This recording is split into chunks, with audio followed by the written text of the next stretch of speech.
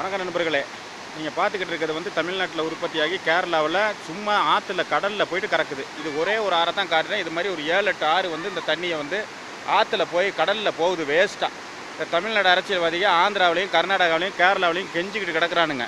இவனுங்க என்ன பண்ணணும்னா இந்த தண்ணியை வந்து இங்கேருந்து ஒரு 8 கிலோமீட்ரு சுரங்கப்பாதை, அதாவது மெட்ரோ ரயிலுக்கு போட்ட மாதிரி போட்டால் ஒரு 8 கிலோமீட்டர் போட்டால் மாயார் ஆற்றுல போட்டு கலைச்சிடலாம். அந்த தண்ணி வந்து நேராக பார்த்தீங்கன்னா பவானி சாகர் அணையில் கலந்து சத்தியமங்கலம், ஈரோடு, திருப்பூர், கோவை மாவட்டம் 4 மாவட்டத்துக்கு தண்ணி பஞ்சமே இருக்காது. கேரளாவை, கர்நாடகாவை, ஆந்திராவை கெஞ்ச வேணாம். தமிழ்நாடு அரசியல்வாதிகள் மண்டையில் புத்தி ஏறுறது வர நம்ம நண்பர்களை வந்து இதை ஷேர் பண்ணுங்கள். ஷேர் பண்ணிட்டு தயவு செஞ்சு லைக் பண்ணுங்கள்.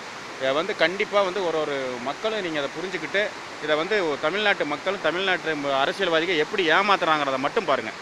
எவ்வளவு தண்ணி 10 டிஎம்சி தண்ணிக்கு மேலே வேஸ்ட்டாக போய்கிட்டு இருக்குது கேரளாவுக்கு.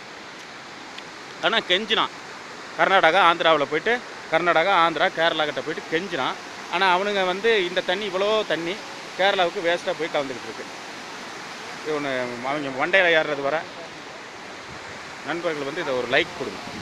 லைக் கொடுக்குறதோட அதை வந்து உங்கள் நண்பர்களுக்கு ஷேரிங் பண்ணுங்கள்.